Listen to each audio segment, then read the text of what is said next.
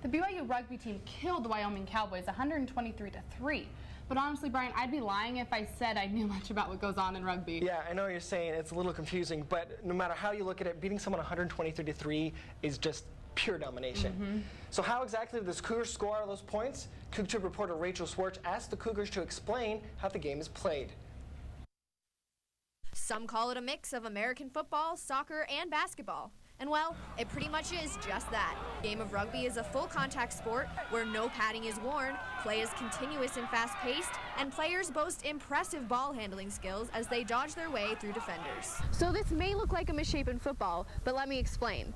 Rugby balls are oval in shape like footballs, but their edges are more rounded so they don't bounce as much when they're dropped. At the start of a rugby match, each team has 15 starters on the field, which is known as a pitch. Player positions are determined by the number each athlete wears on his shirt, with numbers 1 through 8 at forward and numbers 9 through 15 at back. Unlike football, all players must be able to tackle and defend as an attempt is made to score a try.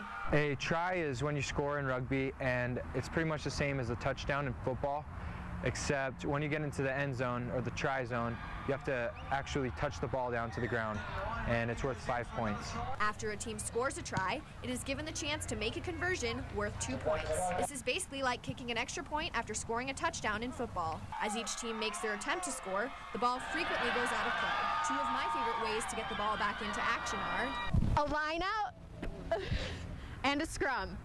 Crouch, model wheedle, touch, model wheedle, pause, engage. A line-out is a more competitive way of getting the ball back into play after it's kicked out into touch or something like that. Unlike football, where the ball is out of play or something like that, it goes back into the middle. We try and lift guys up in a cheerleader move to try and make it fair to get the ball back into play. A scrum is a way of getting the ball back into play. If we throw a forward pass, because that's illegal in rugby, we then get a scrum where all the big boys, 8 of them on each team, go down in a physical formation to try and get the ball back into play. With players grappling and tackling throughout the game, tight shirts and shorts are a must-have in the sport of rugby. The reason? The tighter the material, the less a potential tackler has to grab onto. But according to the players here at BYU, they sport their short shorts for an entirely different reason. I have no idea really why people wear short shorts, but I think we just wear it for the ladies, to be honest. At Helaman Fields, Rachel Swartz, CougTube. You can test out your new rugby knowledge during the rest of BYU season, and you've got time to study up before the Cougars' next home game at the end of this month.